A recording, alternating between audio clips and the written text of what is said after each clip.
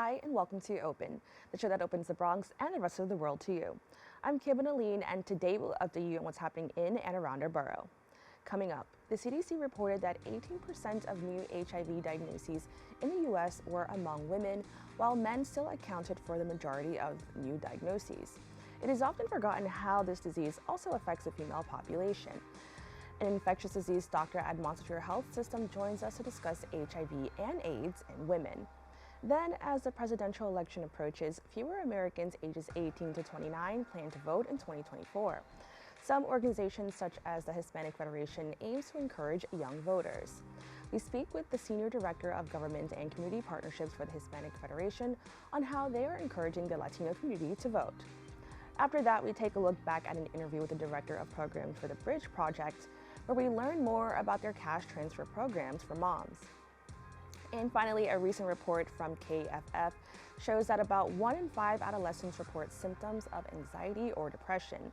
We were joined by the Assistant VP of Behavioral Health and Wellness for the Westchester programs at JCCA to speak on how they are supporting the teen mental health crisis. So stay tuned. All this and much more is headed your way because we're now officially open.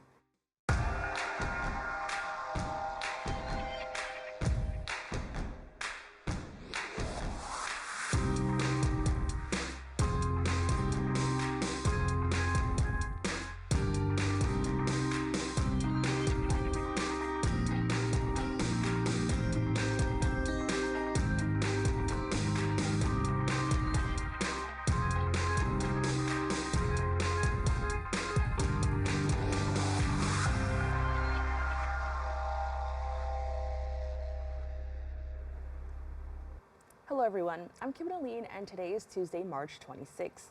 You are now watching Open, a program that brings the Bronx and New York City straight to you. Don't forget to stay connected with us via social media at BronxNet TV. In 2021, the CDC reported that 18% of new HIV diagnoses in the U.S. were among women, while men still accounted for the majority of new diagnoses with 79%. Following National Women and Girls HIV/AIDS Awareness Day, we will delve deeper into the effects of HIV and AIDS on women with Dr. Kerry Murphy, an infectious disease doctor at Montefiore Health System. Doctor, thank you so much for joining me. Thank you so much for having me today. Now, can you just give us a little bit more background on your role as an infectious disease doctor? And, can you just talk a little bit more about that and how it relates to HIV and AIDS? Right, sure. The majority of what I do as an infectious disease doctor is really focused on HIV infection, and that could mean a lot of different things for different people. So for some, it's getting people tested.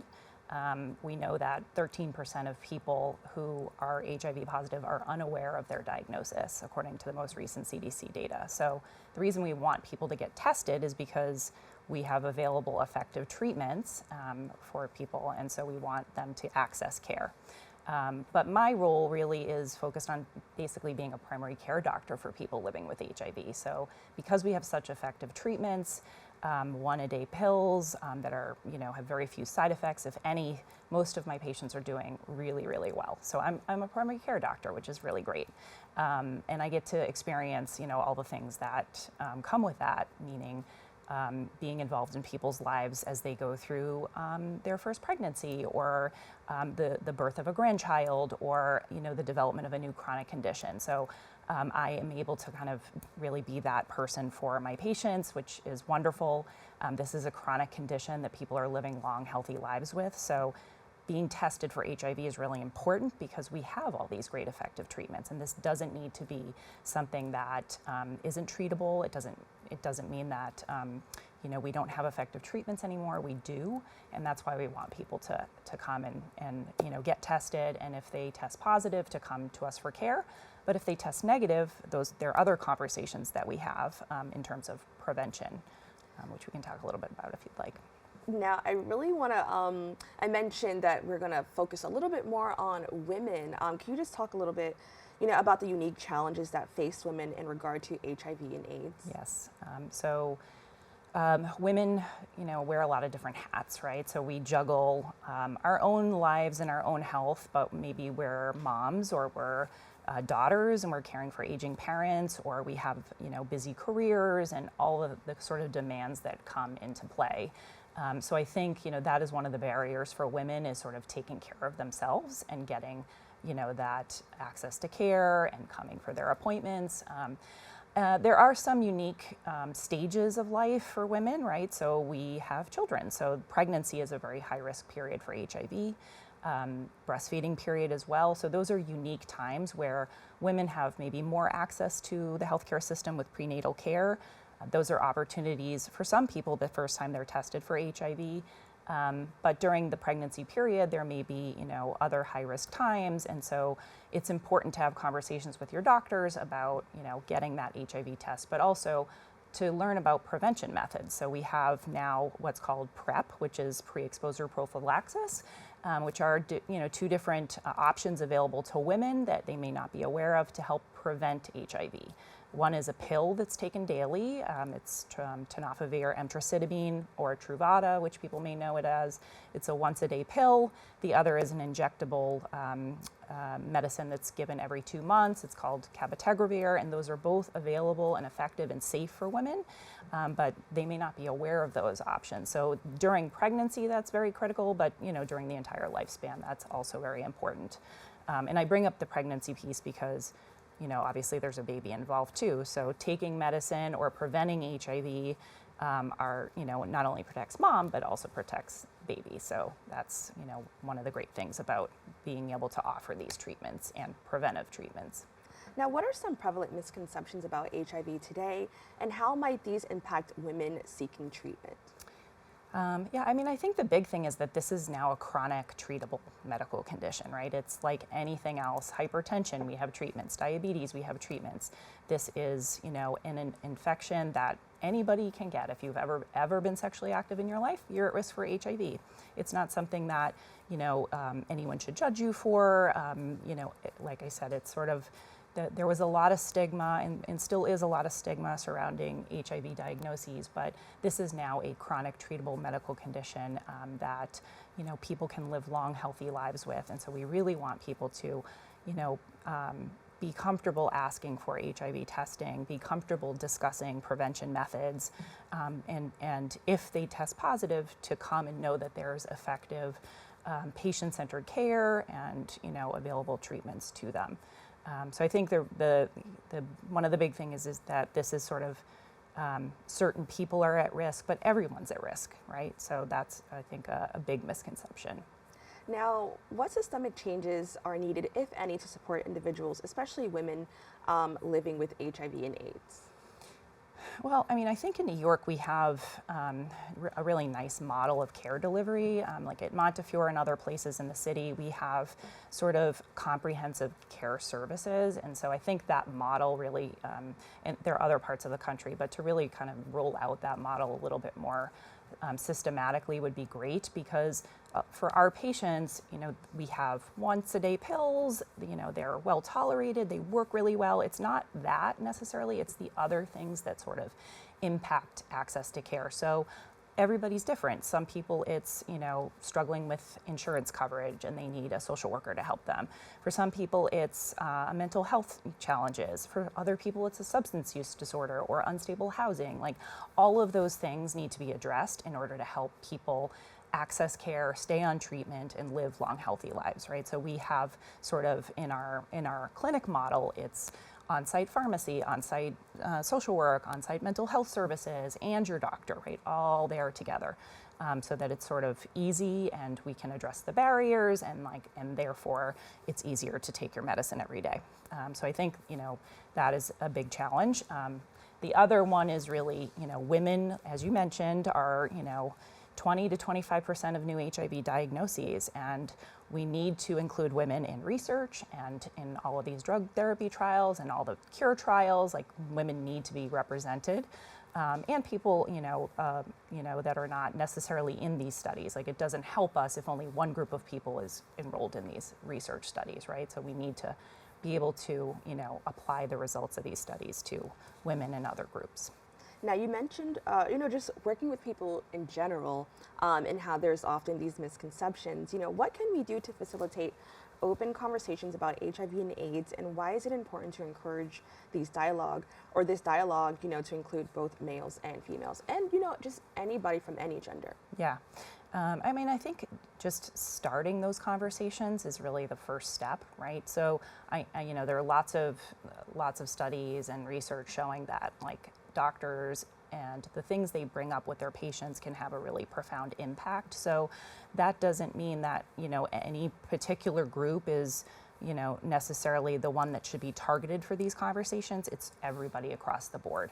And so just, making that part of like routine care, have you had your HIV test? When I go see patients in the hospital, when I'm taking care of, they may be coming in for something completely unrelated, and I use that as an opportunity to like offer that test. It's healthcare maintenance, right? It's like your colonoscopy and your mammogram. It's an HIV test because we have all these great treatments. So, sort of just making it part of the conversation, this is not something we're testing for that we can't offer treatment for. So I think, really just having open conversations about sexual health, about drug use, about all the things that sort of put people at risk, because we, have treatments and, that we can offer for all of those things. And so that all helps reduce risk as well.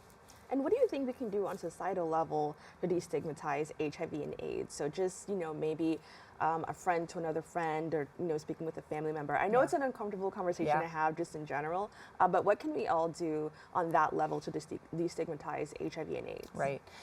So I think awareness is really important. And like I had mentioned, I think there's a large percentage of women that don't know that there are preventive treatments available, for example, right? So, we have our girl groups, and we have our extended network of women, being comfortable talking about, hey, I had this visit with my doctor, and did you know that there are these preventive treatments that are available to women as well, right? It's not just for men, it's available to women.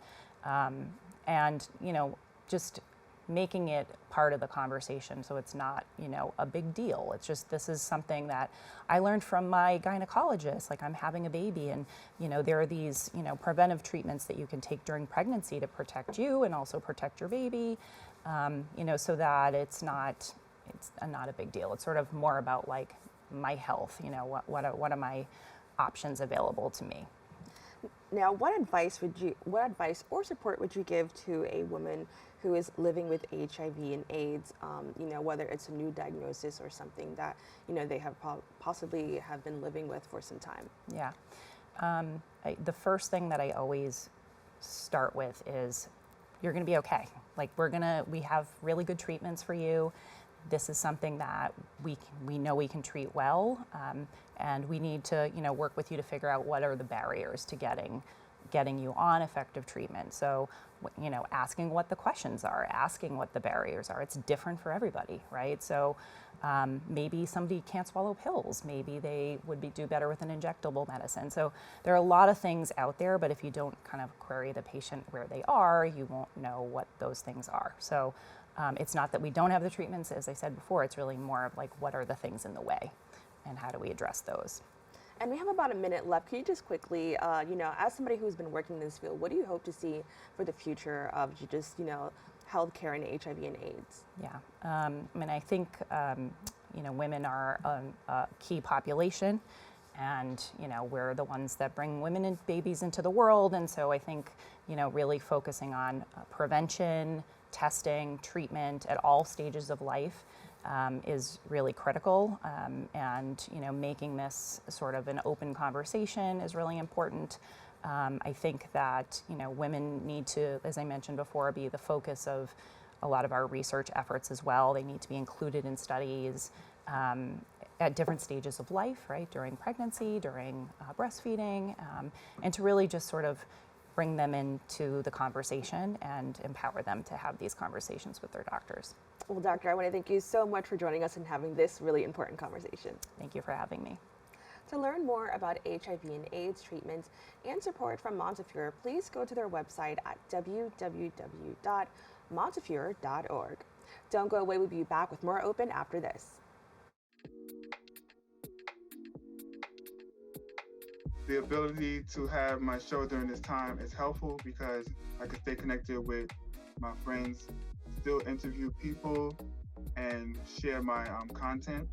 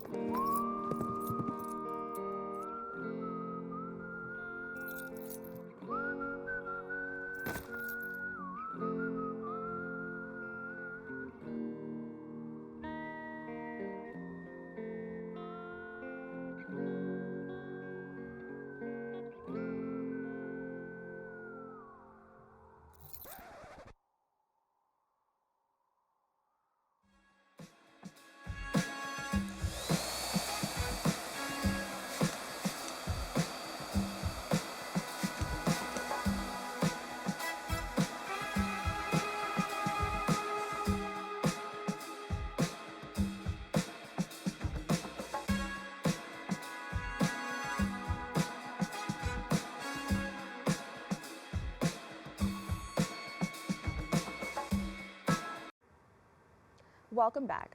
As the presidential election approaches, fewer Americans ages 18 to 29 plan to vote in 2024.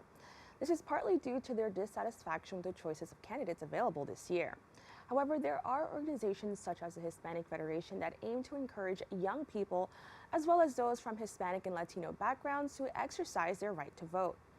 The Senior Director for Government Community Partnerships at the Hispanic Federation, Emely Paez, joins me to discuss this mission. Emely, thank you so much for joining me. Thank you so much for having me. Now, can you tell us a little bit more about the Hispanic Federation? Sure. So Hispanic Federation was founded in 1990, and the organization really seeks to empower and advance the Hispanic community, supporting Hispanic families and strengthening Latino institutions through the work in areas of education, health, immigration, civic engagement, economic empowerment, and the environment. Really, the Federation serves as an organization that is providing resources and capacity building to 600 Latino-led and Latino-serving nonprofit organizations throughout 43 states. So as I mentioned, really our mission is really to empower the Latino community, and as from its founding, it's really viewed civic engagement as an integral part of its mission. Our community cannot be empowered if we are not engaging in our political system. And that's why, we at Hispanic Federation are really committed to increasing Latino civic participation across the country. We truly understand that in order for our democracy to truly work, all eligible voters must be involved in the process. Now, in what ways the Hispanic Federation aims to help and uplift the Latino community around the nation? Sure. So over the years, really, Hispanic Federation has worked alongside many local nonprofit organizations that have really helped build capacity for them. Just in 2023 alone, over 20 million were issued out in grants to help our local grassroots nonprofit organizations. As capacity builders over the last 5 years, we've have worked with our local member agencies and our community partners and have helped integrate civic engagement as part of their curriculum.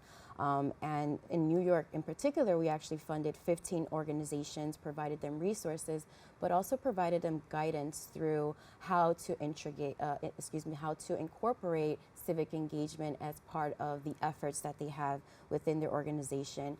It's very, very important for us to debunk dis and misinformation around participation, really providing them with talking points or graphics to our member agencies, putting them with actual verified information on their digital platforms, uplifting our voices as a collective, and also providing nonpartisan information, voter deadlines that are coming up, and tools really to help them thrive within their organizations. Now, I really want to take a moment to highlight basically, just the idea of voter turnout. Now, as we know, one of the current issues our nation is facing is very low voter turnout, specifically with, younger Americans. How does the Hispanic Federation work with direct engagement just to kind of connect with young voters? So we understand that the Latino population is a young electorate. A lot of our population are just coming of age. So I'm glad that you're mentioning that because it's a really critical, important piece to the Hispanic Federation. Latinos are the second largest voting group in the United States, and it's also the youngest, right? As I mentioned, about 31% of Latino eligible voters are between the ages of 18 and 29. Putting that into perspective, we're talking about roughly 10 million young Latino voters. While the data shows that voters from that age range certainly need to catch up to the others, right, in terms of our turnout, we understand that in 2020, compared to 2021, there was a significant factor that really did bring out a lot of our Latino voters, and also oftentimes we as the Latino voting bloc are determining how many battle states are kind of swinging and in what direction they're going to go in. So we understand that how important cultural competency is when it comes down to ensuring that we're engaging with our community in a way that we're meeting them where they are and really framing our engagement around their needs and the things that are critically important to them. Now, can you just expand a little bit more just about the concerns surrounding the Latino community and voter engagement? I know that this unfortunately happens to be an issue for a lot of minorities or people who don't feel represented in politics. So can you just talk a little bit more about the concerns surrounding that?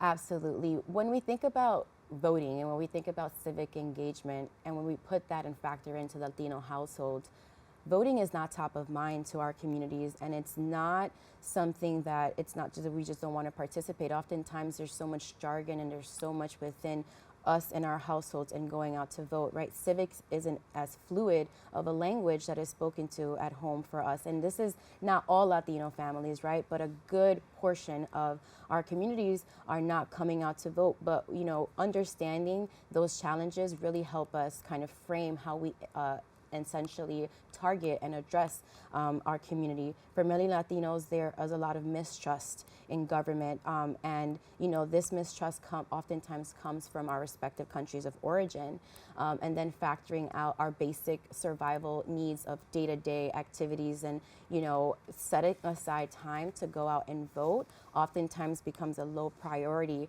So understanding those concerns around the complexities of involving our community in the civic process is critically important for us to, not be tone deaf to the reality of what really prevents us, from voting as a community as a whole. Now, what are some of the challenges getting Latino voters to register just in general? So one of the challenges that we have seen, in terms of particularly registering our communities to vote, have really been, one is just a matter of perhaps our communities not knowing that if you moved your residence, may have been just down the block, but if you moved your residence, you do have to update your voter registration form. So there's a lot of nuances around just overall basic understanding of how we go out and vote.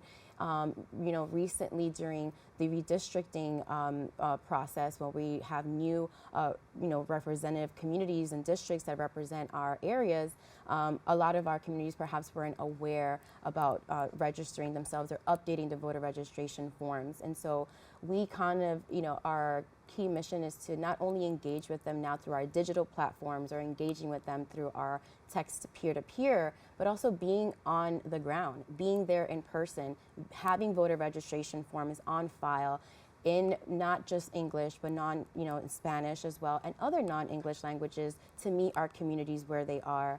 I think it's really important. So a lot of challenges around voter registration, but as long as we are there and we're constantly having these touch points with our community, whether it be digitally, whether it be via text or in person, I think all of those really kind of help us target, registering more of our communities to vote. Now, as you mentioned, Latinos make up a large percentage of eligible voters. With that being said, Democrats and Republicans are sharpening their strategies to reach Latino voters ahead of November's presidential election. In what ways have we seen the two parties reach out or just try to connect with the Latino community? So it's been interesting to see the way the political parties have engaged with our communities. But one thing I would definitely hone in saying is that when we are working with our communities, it's really important for political parties to not just show up when there is an election cycle taking place, understanding that we are not a monolithic group and that we come with a variety of different issues that are critically important to us. When we think about political parties kind of swaying in specific issue areas, we need to also look at the Latino electorate in the diversity of that community. And so I think that political parties have a critical job into remaining in our communities, not just on election year periods, but also throughout, to really kind of understand the needs of our community to help govern these policies that are ultimately going to affect us locally. Now, I also want to highlight that just recent polls and data from recent election cycles show Hispanic voters who have historically backed Democratic candidates may be increasingly more open to the GOP's message. Can you just talk about, I know we talked about like not being a monolith, and I think that could be spoken to when we talk about, just the data in recent polls, but, do you have any ideas or reasons why we may be seeing the shift? Well, oftentimes right now, we've seen a shift in the things that oftentimes matter to our communities, and whether it be the economy, education, health, immigration, and a slew of other issue areas, we need to look at the complexities and the variety of these issue areas. And so when we're talking about, the way that oftentimes these political parties are engaging with our communities, we need to be considering the amount and the population size that we share and the ability that we have to really swing a particular vote. We need to not be an afterthought in terms of our community and as a whole, that, there needs to be a more embedded effort to really understand the totality and holistically our needs. Now, it was mentioned, but I think it's so important to highlight again, misinformation. In what ways can voters ensure that they're receiving accurate information during the election and they're just making informed decisions? Absolutely. At the forefront is making sure that our voters are making informed decisions when they're going out to vote. Whether, our work is very nonpartisan, everything that we do at Hispanic Federation is essentially equipping the voter with all of the essential tools that they need in order to thrive and make an informed decision. And so right now, we really lean on systems that have already been in place that our households are going to receive. One thing and a great example that I can use and share with everyone is the New York City Votes website and platform. It's newyorkcityvotes.org, and they are an initiative of New York City's Campaign Finance Board that independently city agency ensures that there are local fair elections, inclusive, and that they are open. So I think that this system really works well. They have multiple languages available. So when we think about debunking information, I think that sources are really critically important when we look to find accuracy in information, when we look to find accuracy in voter deadlines and just the bare basics, who's voting, who are we voting for. I mentioned New York City Votes because they also do provide a voter guide that is mailed to every single person's household. It's in Spanish and English. So if you are very unfamiliar with voting and it's not something that you are, very privy to, start there. Keep an eye out in your mail and, you'll get this voter guide. Again, it's in Spanish and English, and it walks you through what you're going to be expecting this election, right? In New York State, voter fatigue has been really critically real, and we've seen that. So understanding, why is this particular election critically important? Who are we voting for? What jurisdictions do they fall under? What kind of policies that do they cover that are going to locally impact me? Because as we know, politics is all local. All right, well, I want to thank you so much for joining us and having this very important conversation, especially in a borough like the Bronx. So thank you so much. Absolutely. Thank you so much for having me. And again, one thing I would just say is I encourage everyone to vote and encourage those that are within, their phone messages to just text them, and also in getting not to vote as well this election. So. Thank you. Stay tuned. We have more overview right after this.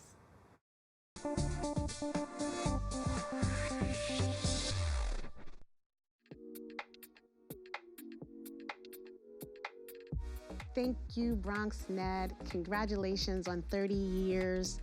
What an amazing accomplishment. On behalf of myself, Alina Dow, and I represent the Dow Twins and the Dow Twins Show, who are young producers. They are They started, I think, when they were 11, and now they're 14. They started making 30-second little fun facts, and now they are doing 30-minute shows. And it goes to a testament of how much you guys do in the Bronx to make young people want to continue to be involved. I wish you 30 more amazing years and beyond. Thank you for what you do.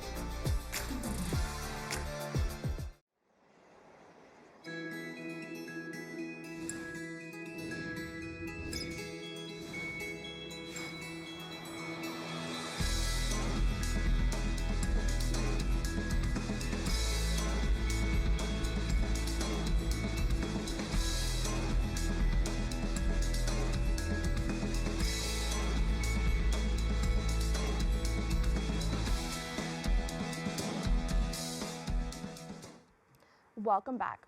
We'd like to take this time to review this segment with Jessica Ramos Cuttone, who is the Director of Programs for the Bridge Project, where we learn more about their cash transfer program, the Mother and Infants Change Allowance in New York State. Now, could you tell me a little bit more about the Bridge Project and how it began? Sure. So the Bridge Project is fairly new. We started in 2021, right in the middle of the pandemic, and that was for a reason. You know, the pandemic was something that really let our founders know that in times of crisis, people do believe in cash transfers, right? So there were all of these stimulus packages that went out to families who were experiencing poverty. There was, you know, the child tax credit was enhanced. There was also all of these other programs like a moratorium on eviction. So we knew that, you know, it was possible to respond to poverty, right, as if it was a crisis.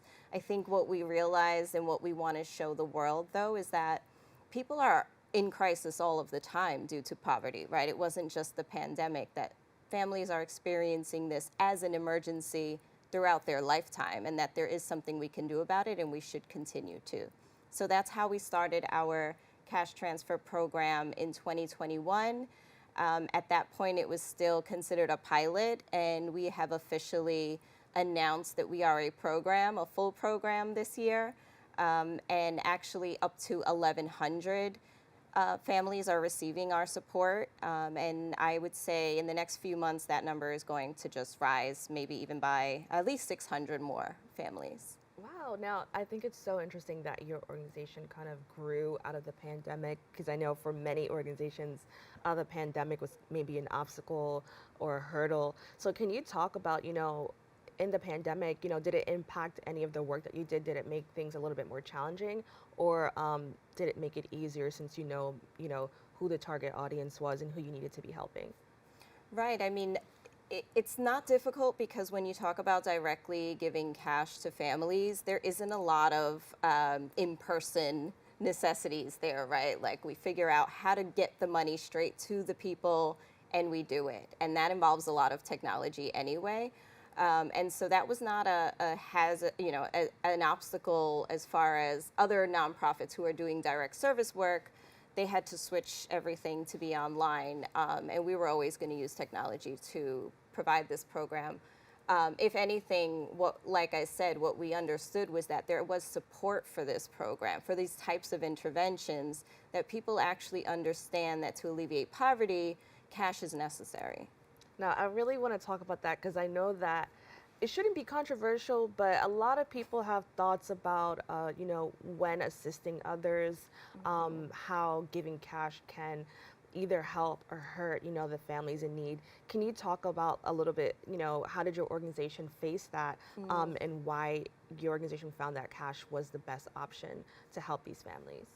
Right, and like you said, I mean, it shouldn't be this controversial. We actually find that people say that we're very radical for giving cash and trusting parents to take care of their children, where what we say is that parents are the best possible people to know what their families need.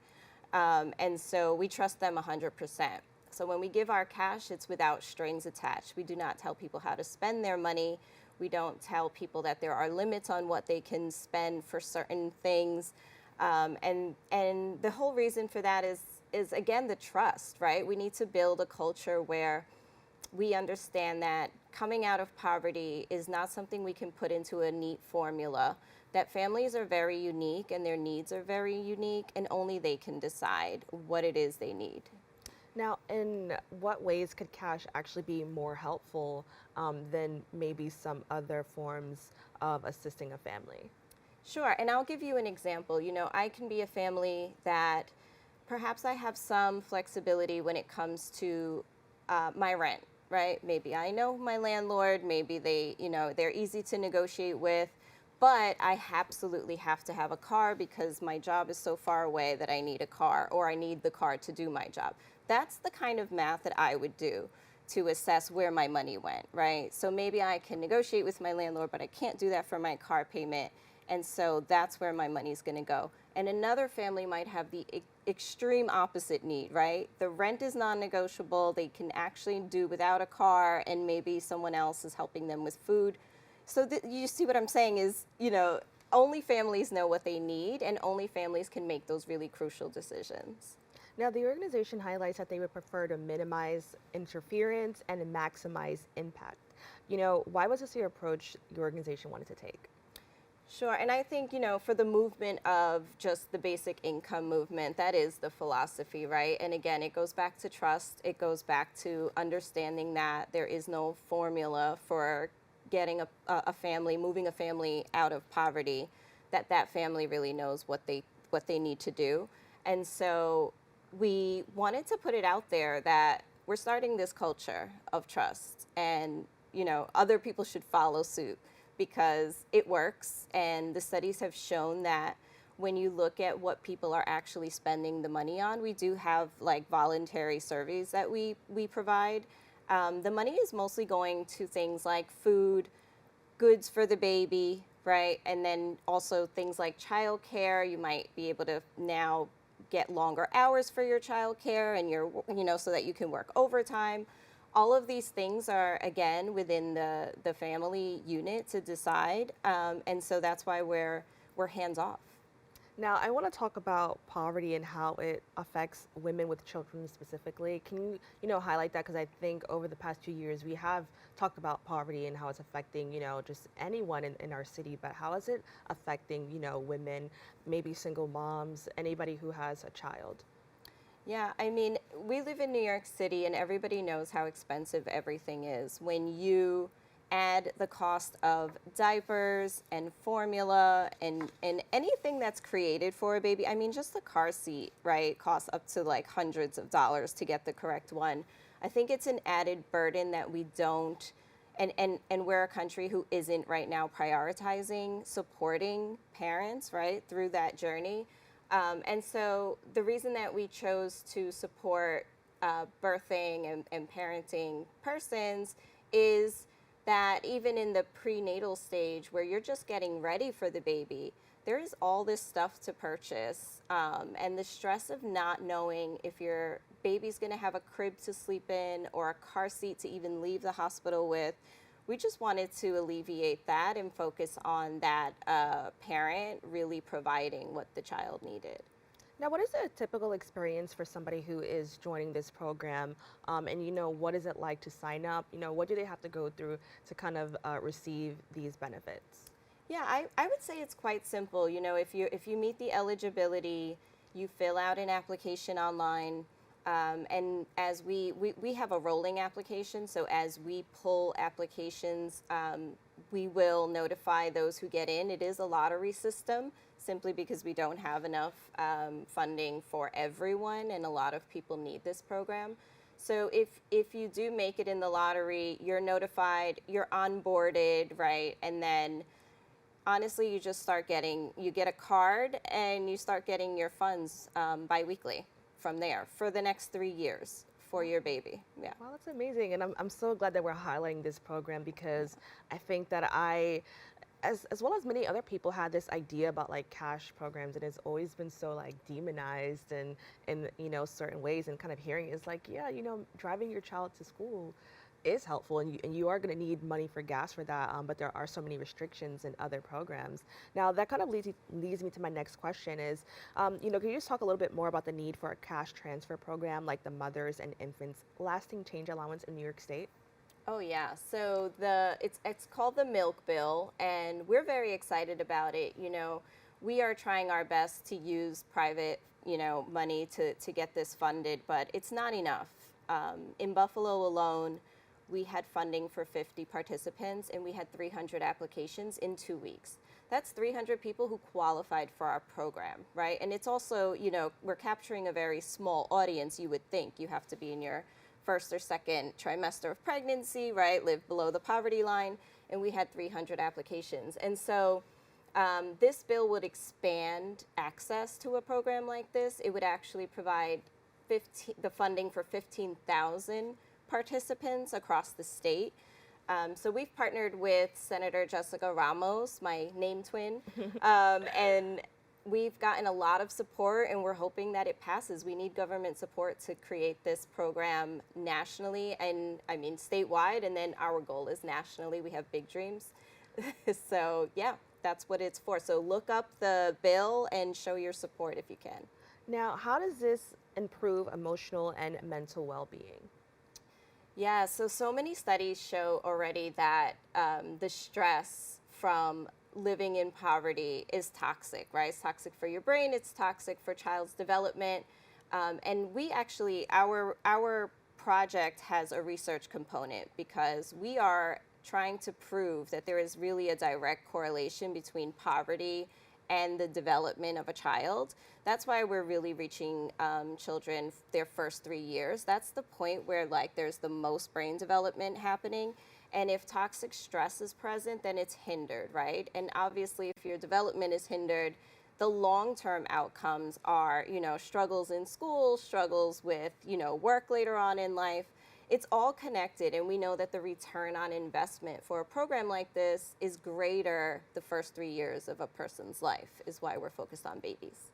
Now, I wanted to expand on that because I think when we talk about poverty, we tend to think about the adult that's involved and how they react to the child, or how they need to support the child. But in regard to the actual child, what are the long-term benefits of being a part of a program like this?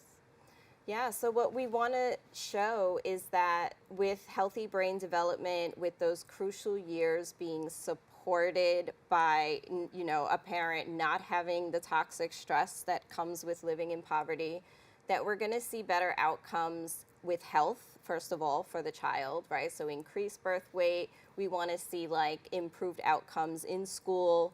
We hope to see longer term effects where, the child is then successful in life.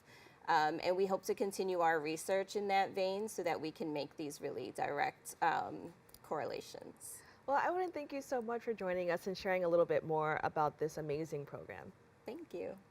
If you or someone you know could use some support with childcare and would like to learn more about the Bridge Project, please go to their website at www.bridgeproject.org.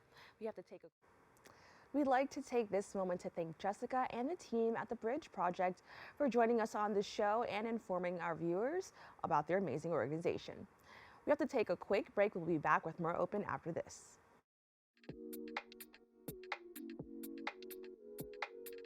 Without BronxNet, I don't know how we'd be able to showcase the important and amazing talents that we have here at the Bronx.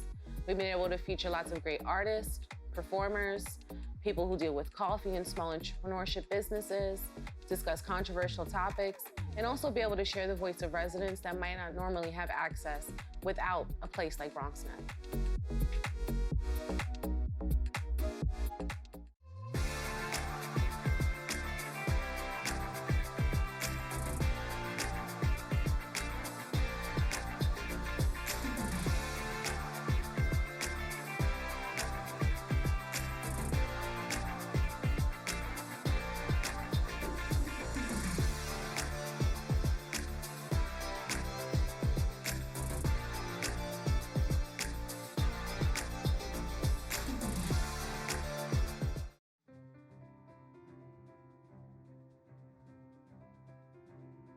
I remember when the Bronx did not really have a media outlet properly representing the people of the Bronx. BronxNet provides for the community by being a community where people can be empowered to share their voices. We are in a really great place technologically. We've got all the resources that we need to be effective. Whether it's through cameras, storytelling, editing, we have provided those services for 30 years. BronxNet's mission is to be a voice for the community. To educate, to inform, and to inspire. And you can be a part of it. We've built studios for you.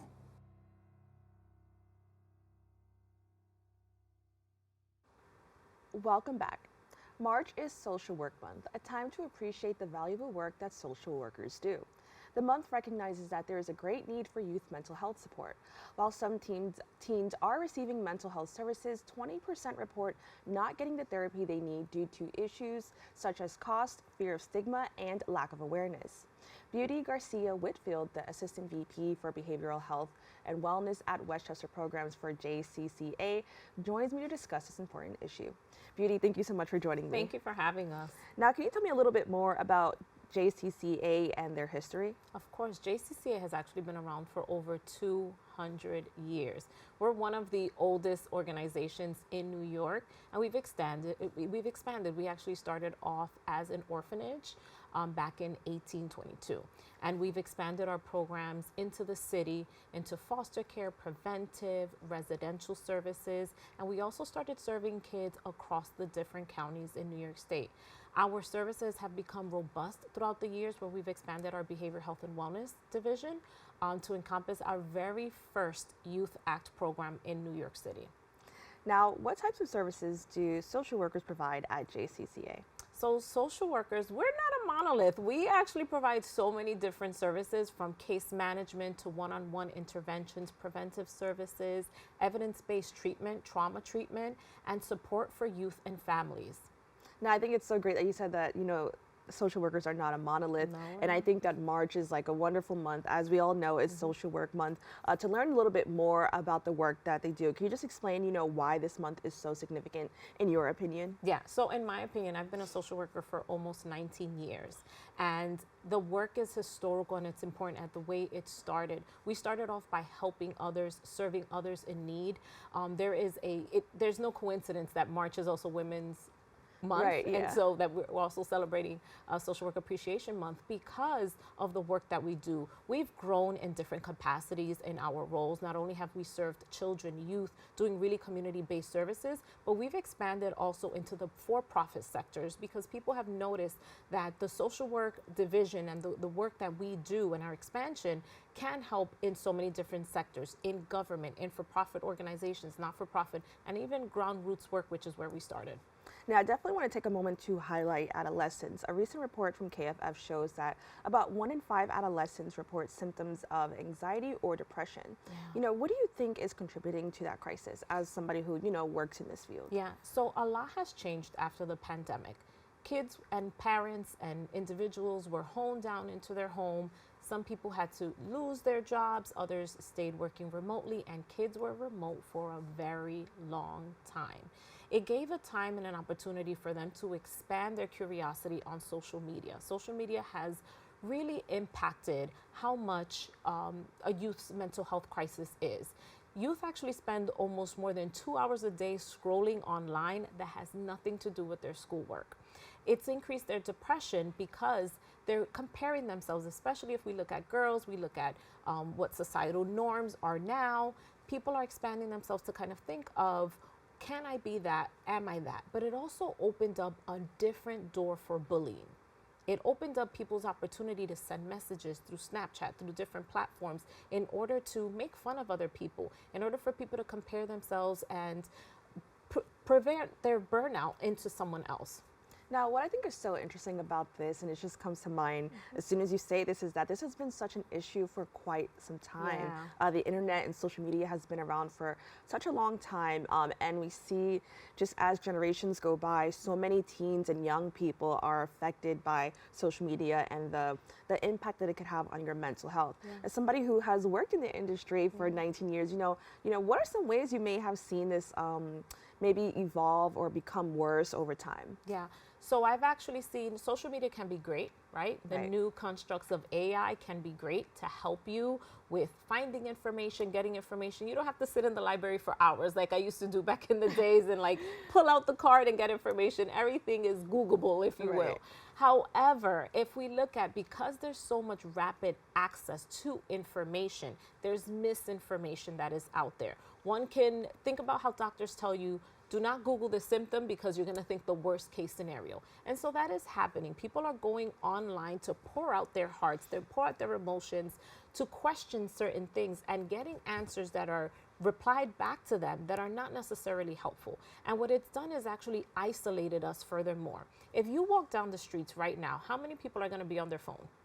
Right, a lot of people. If you go to a restaurant and you watch a parent with their child, how many parents are on their phone and the kids are on their phone? Right, or their iPad. Or their iPads. Right, yeah. Right, so people are no longer talking to each other. People are sitting with their devices and pouring into those devices and spending a lot of time. So if we think about that, the human interaction has declined.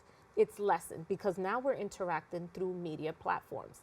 And because of that, people are really not able to be their altruistic self in having those conversations about what is really going on for me, what's coming up for me. And so could you imagine a teenager who's already trying to figure themselves out, identify who they are, where they are, how they fall in line with different things? This is coming up even more prevalent. Now, we talked about youth, but I also want to talk about another demographic that could be struggling with mental health issues, and that is, you know, women and girls, along with LGBTQ plus, you know, people in that community. Can you talk a little bit more about why the need is a little bit more dire for these communities in regard to mental health? Yeah, so we think about it, it's not only women and girls. Boys also are in need of mental health supports because they are more stigmatized if they seek support. In contrast, women and girls are actually more infused and they're more accepted if they are receiving some sort of help. The LGBTQIA population also falls in line with boys because they are struggling or working through or in identifying who they really are to really meet their societal norms, to really be seen and to be heard. And so some of that kind of tapers seeking the help and the support. And so what happens is, because there are all these social constructs, it impacts their ability to navigate, to get services, but to really get the services that they need. The services that are out there are not really focused on the evidence-based models. And if you think about a lot of evidence-based models when it comes to treatment for youth, families, individuals, children, and different populations, they're really not culturally constructed. And so you find yourselves as a therapist, as a clinician, trying to pivot to really try to help whatever community you're serving. Now, can you expand on that? Because I think that's actually really important. You said they're not culturally constructed. Can you know, for those who are not aware, like what that actually means and how we see that play out when somebody is seeking help? Yeah. So when we look at the evidence-based models that have been created, and they've been great models, and I'm trained in a lot of different models, they have not been created with thinking of different cultural and societal norms. And so often clinicians or social workers find themselves having to pivot and incorporate some cultural norms in order to help ameliorate some of their symptoms, but also to normalize some of the symptoms that are going on. If we think about diagnosing the DSM-5 and what that looks like, you would think that someone has all these problems, when in fact we have to take a step back and think about where is their cultural norm, where is their community of origin, and what can we do to tailor their needs in order to provide the right interventions for them. You know, that's something that we do at JCCA with all the different programs and evidence-based models that we have. We actually have to construct it to the communities and the populations that we serve. Now, that kind of leads to my next question, because as somebody from the Bronx, from communities of color, sometimes mental health isn't always, I think we're getting better, but it's not always seen as something that needs to be addressed, especially for youth. Now, what are some tips you can share with parents who may have noticed or have been told by their children that they feel that they need therapy for some mental health issues, especially for those in low-income communities or communities of color? So the first thing I'm going to say, not only as a clinician, but as a parent, it is not about you. What happens is parents often put themselves and think, if my child needs therapy, it's because of me. You have to remove yourself from the eye and think of it from a different lens. If your child had diabetes, wouldn't you take them to the doctor? If your child broke their leg, injured themselves, etc., you would go get them the treatment that they need. It is the same way. It's not about you and what might come up, what's going on in your household or how you've parented them. That you got to kind of work through. You have to think about, what can I do to support my child, to also destigmatize and normalize getting the help for your mental health needs, just as you would if they had a sore, if they needed their annual shots or annual workup and checkup. And what are some ways that parents can, be there for their child, but also we know with teens, sometimes they do need space. How do you navigate finding that healthy balance between being a present parent but not being overbearing? It's hard. I'll tell you from two different perspectives, but all it takes is trial and error. That the best way to navigate it is trial and error, but communication. Sometimes we assert ourselves so much in a parent role, depending on the culture that you come with, right? You either seen and not heard. I'm the parent, you don't have a voice.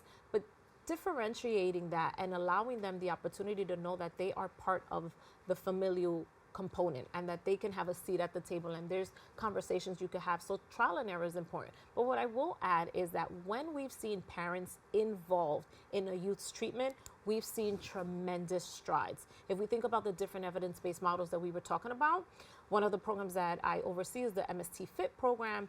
We have the trauma-focused cognitive behavioral piece. All of those components want the parents or the caregivers, if the parents are not involved, but a caregiver or an adult involved in order to see the treatment and the progression of treatment. Now, with all that being said, this is such an important issue to really look at, especially in regard to teens. And I want to kind of highlight the organization again. Yeah. Why do you think the JCCA has lasted 200 years, and what makes it stand apart from other organizations like it? Yeah. So JCCA has been around for 200 years, as I've said. And the reason why we stand apart is because we continue to evolve and grow with the future. We've noticed that there was a trend at this moment in pouring into youth behavioral health. A lot of people are struggling out there, and the organization has quickly adapted to that and shifted and actually expanded exponentially our behavioral health and wellness division.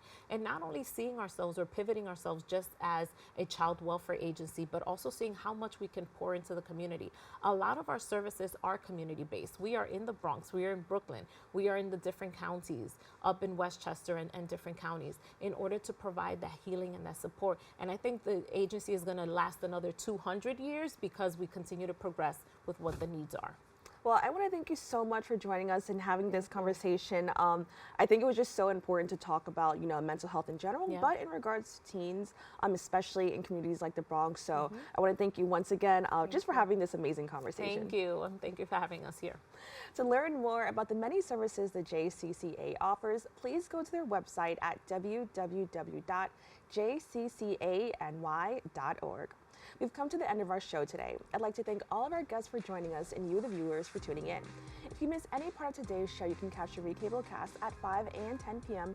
on Optimum Channel 67 and Verizon Fios Channel 33, or watch anytime on the web at BronxNet.org. You can catch a brand new episode of Open with Darren Jaime on Wednesday and with Rena Valentine on Friday. I'm Kibin Alleyne, wishing you and yours safety and wellness now and always. See you next time.